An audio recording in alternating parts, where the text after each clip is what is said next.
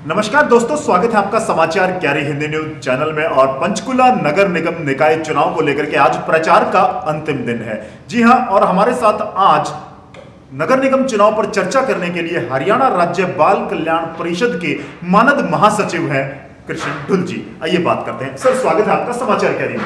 धन्यवाद संजय भाई, बहुत बहुत आपका भी मैं स्वागत करता हूँ। जी, सीधे मैं सवाल जानना चाहूँ, आज प्रचार का अंतिम दिन है, आपसे जानना चाहेंगे आज भारतीय जनता पार्टी के प्रत्याशी कहाँ खड़े हैं, क्या समझते हैं आप नगर निगम चुनाव में क्या होने जा रहा है?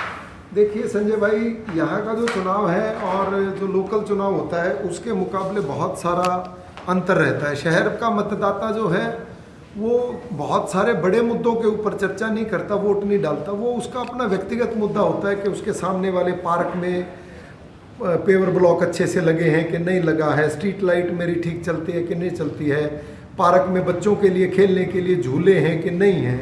ये बहुत छोटे छोटे इश्यूज होते हैं। तो इस विषय पर मुझे लगता है कि आज जिस प्रकार से हमारे श्री ओम प्रकाश धनखड़ जी के एक दिन के दौरे थे और कल ही हमारे माननीय मुख्यमंत्री मनोहर लाल जी के दौरे यहाँ पंचकुला में ख़त्म हुए हैं, तो उस नाते मैं ये कह सकता हूँ कि भाई भारतीय जनता पार्टी का जो चुनाव का प्रचार कैंपेनिंग चल रही है उसमें हम काफ़ी आगे हैं। और मेयर का चुनाव और उसके अलावा जो हमारे वार्डों के प्रत्याशी हैं उनमें भी हम काफ़ी ज़्यादा लीड लेंगे। चलिए, स्थानीय मुद्दों पर आपने कहा है कि निश्चित तौर से यह छोटी सरकार चुनने का चुनाव है, छोटा चुनाव है, इसमें स्थानीय मुद्दे प्रभावी रहेंगे। लेकिन जिस तरह से पार्टी सत्ता में है, पिछले 6 साल से मैं बात करूं, भारतीय जनता पार्टी सत्ता में है, एंटी इनकम्बेंसी फैक्टर, जो सत्ता से लोगों की अपेक्षाएं बढ़ जाती हैं, उसका कुछ प्रभाव? नहीं, एंटी इनकम्बेंसी का अगर फर्क आपको दिखना होगा संजय भाई, तो वो दिखेगा तब जब चुनाव का कुछ समय बचा हुआ हो अगले चुनाव में। अभी तो हमारी सरकार को दूसरी पारी को शुरू हुए जुमा 4 दिन हुए, यानी 1 साल हुआ है, तो 4 साल का कार्यकाल बचा हुआ है। और अगर आप इस पंचकुला शहर के मेयर प्रत्याशी की बात करोगे तो मेयर के प्रत्याशी के तौर पर कांग्रेस की हार तो उसी दिन हो गई थी जब उन्होंने वहां से उपेंद्र अहलूवालिया को, जो पहले मेयर रही हुई है, जिसके ज्ञानचंद गुप्ता जी के साथ झगड़े जग जाहिर उजागर हुए हैं, और पिछली योजना में इनके कार्यकाल में हमारे ज्ञानचंद गुप्ता जी जो वर्तमान में स्पीकर भी हैं, उन्होंने इनको चैलेंज करते हुए कहा कि वो अपने कार्यकाल के कोई भी 5 काम गिनवा के दिखाए। यानी कि उनके कार्यकाल में 5 काम क्यों नहीं हुए? क्योंकि उस वक्त आरोप प्रत्यारोप लगता था कि भाजपा के विधायक मुझसे काम नहीं करने देते और मेरे कामों में रोड़ा अटकाते हैं। 3300 शिकायतें, जी रिकॉर्ड की बात कर रहा हूँ संजय भाई जी। एक मेयर अपने कार्यकाल में 3300 शिकायतें भेजता है मुख्यमंत्री को, राष्ट्रपति को, प्रधानमंत्री को कि मुझे काम नहीं करने दिया जा रहा। और उसका खामियाजा कौन भुगतता है? पंचकुला शहर के लोग, क्योंकि उन्होंने उसको चुन के भेजा था। और अब तो ये फिर जग जाहिर सी बात है कि वही ज्ञानचंद गुप्ता जी हैं, पुराने समय से ज़्यादा ताकतवर हैं क्योंकि स्पीकर भी बन चुके हैं, तो उपेंद्र कौर अहलूवालिया।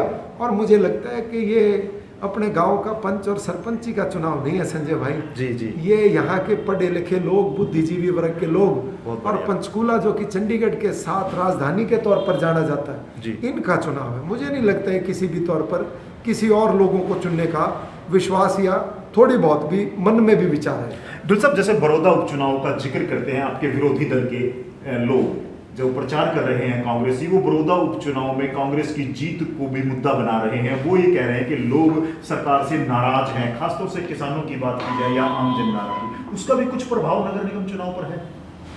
नहीं, बड़ौदा उपचुनाव मुझे नहीं लगता भाजपा हारी है। अगर आप देखोगे और आंकलन करोगे तो मुझे इसमें भी भूपेंद्र सिंह हुड्डा जीत कर भी हार गए। जहां जिस दिन कपूर नरवाल ने इंदुराज नरवाल के समर्थन में जो माहौल बना था बैठने के उपरांत, जी, क्या आप कांग्रेस के किसी भी व्यक्ति से पूछिए, क्या वो बताएगा कि क्या वो इस जीत से सेटिस्फाइड है? उस दिन सब जगह ये माहौल था कि भारतीय जनता पार्टी 50,000 से ज़्यादा मतों से हार रही है, और अंत में आकर के कहाँ आ रहे हम? 10,000 मतों का अंतर तो कोई ज़्यादा अंतर नहीं होता। और वो भी उस वक्त जो गढ़ उनका रहा है, वहाँ तो आज तक भारतीय जनता पार्टी का कभी जीता ही नहीं है। तो जिस जगह पे हम जीते ही नहीं हैं, उस जगह पर हम पूरी सरकार लगने के बाद और उस माहौल में जहाँ हमारे खिलाफ ये सारा माहौल बताया जा रहा था, एंटी इनकम्बेंसी का माहौल लगाइए, किसान आंदोलन लगाइए, टीचर्स की रिक्रूटमेंट जो हटाई गई थी उनको लगाइए, कर्मचारियों के मुद्दे लगाइए, तो कौन खुश था? किसान की खरीद की मुद्दा था, उसके बावजूद भी मुझे लगता है कि भारतीय जनता पार्टी ने जी जान से उस चुनाव को लड़ा और हार हुई, नो डाउट। जीत में हार और जीत तो एक ही होती है, पर असलियत। और यहाँ देखिए, अब अगर बड़ौदा को यहाँ देखेंगे तो आप ये बताइए कांग्रेस का कौन बड़ा चेहरा आज तक यहाँ प्रचार में आया है? भूपेंद्र सिंह हुड्डा नहीं आए, कुलदीप बिश्नोई नहीं आए, किरण चौधरी नहीं आई, रणदीप सुरजेवाला नहीं आया, कप्तान अजय सिंह नहीं आया, तो आखिर में आई कौन? एक दिन कुमारी शैलजा, वो भी बीइंग अध्यक्ष होने करके। तो मुझे लगता है कि कांग्रेस ने हार तो पहले से ही मानी हुई है। हमारे मेयर के प्रत्याशी श्री कुलभूषण गोयल जी, उनका अपना एक नाम है, उनकी एक प्रतिष्ठा है, उनके परिवार का एक नाम है, उनके पिताजी का नाम है, हर समाज का, पंचकूला के रहने वाले हर लोग उनको जानते हैं। मुझे लगता है बहुत भारी मतों से जो है मेयर जीतेंगे। और 20 के 20 वार्ड अगर मैं ये कह दूंगा तो वो एक राजनीतिक बात हो जाएगी कि मैं 20 के 20 वार्ड जीत रहा हूँ। नहीं, मैं ये कह सकता हूँ कि 2-3 जगह मुकाबला कांटे का है, वो हमारे पक्ष में भी जा सकता है और हमारे विरुद्ध भी जा सकता है। कल मुख्यमंत्री जी पंचकुला में थे और उन्होंने कांग्रेस की एक बड़ी प्रवक्ता रंजीता मेहता, जो कांग्रेस पार्टी को छोड़ करके भाजपा में शामिल हुई है, इस तरह की जो घटनाएं, उनसे निश्चित तौर से आपका मनोबल बढ़ा है, लेकिन जो किसान आंदोलन का व्यापक प्रभाव है उससे पंचकुला अछूता नहीं रहेगा। रंजीता मेहता बहन के आने से निश्चित तौर पर भारतीय जनता पार्टी को और अधिक मजबूती मिली है। पंजाबी समाज की हमारी प्रखर महिला हैं, विदुषी हैं, प्रवक्ता के तौर पर हैं, राष्ट्रीय स्तर पर उनका एक पद है जी, और जाना माना चेहरा पंचकुला के लिए। अच्छी बात है। और भी बहुत से लोग, संजय भाई, इंतजार कर रहे हैं समय का जी, और भारतीय जनता पार्टी में आने का, तो अवसर मिलते ही वो भी आएंगे। रही किसान आंदोलन की बात, तो निश्चित तौर पर मैं ये कहूँगा कि किसान आंदोलन का पंचकुला पर प्रभाव नहीं पड़ेगा।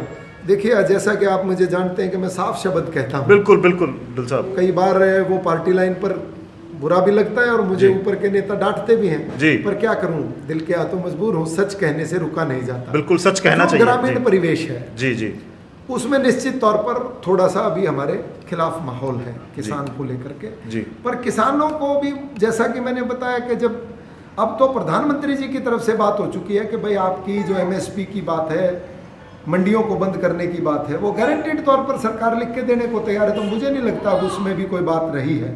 किसानों को, एटलीस्ट मेरे भाई हैं और मैं भी किसान हूँ, उसी परिवार से संबंधित हूँ, मुझे लगता है मान लेना चाहिए। चलिए, अंत में मैं चाहूंगा कि आप यहाँ के प्रभारी भी हैं, जो चुनाव के, आप निकाय चुनाव में प्रभारी भी हैं, अंत में पंचकुला वासियों को आप क्या संदेश देना चाहेंगे, क्या कहना चाहेंगे?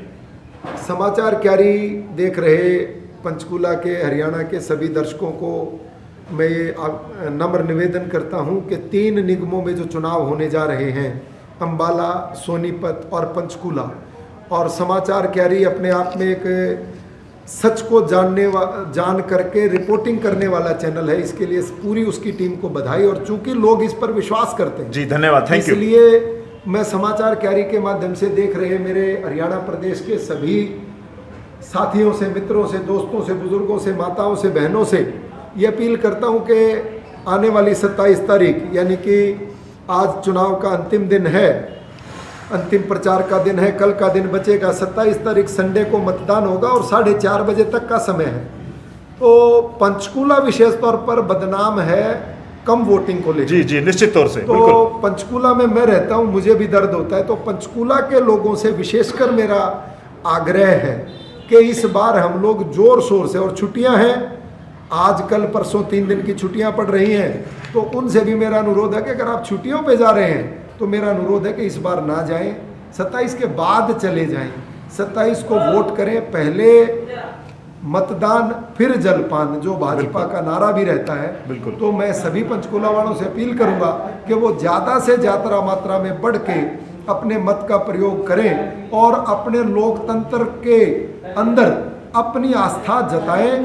बहुत बहुत आप सबका मैं आभार करता हूं, करूंगा अगर आप ज़्यादा मात्रा में, एटलीस्ट कम से कम 65% मतदान पंचकुला के लोगों को करना चाहिए। जी हाँ, यह छोटी सरकार चुनने का अवसर है। लोकतंत्र की एक छोटी इकाई चुनने जा रही है पंचकुला की जनता। जैसा कि मानद महासचिव जी ने अपील की है, कृष्ण ढुल साहब ने भी अपील की है कि मतदान अवश्य करें। जी हाँ, अपने मत का प्रयोग अवश्य करें, सभी चुने, सही चुने। जी ढुल साहब, एक और अपील करना चाहता हूँ, चूंकि एक त्यौहार भी है और आगे भी त्यौहार आने वाला है, तो हो सकता है नए साल तक मैं और संजय ना मिल पाए। जी, तो समाचार कैरी के चैनल की तरफ से मैं सभी प्रदेशवासियों को क्रिसमस की और नव वर्ष की हार्दिक शुभकामनाएं भी व्यक्त करता हूँ। जी, और आप सभी का जीवन मंगलमय हो, शांतिपूर्ण रहे, इस बात की भी अपील और प्रार्थना और एक दुआ यहां से की गई है मानद महासचिव के द्वारा। और समाचार कैरी अपने दर्शकों से यह अपील करता है कि सभी चुने, सही चुने, अपने मत का प्रयोग अवश्य करें। 5 वर्षों के लिए आप अपने क्षेत्र का भविष्य लोगों के हाथों में देने जा रहे हैं। अपना प्रतिनिधि अवश्य चुने ताकि आपको यह पश्चाताप ना रहे कि आपके क्षेत्र का विकास नहीं हो पाया है।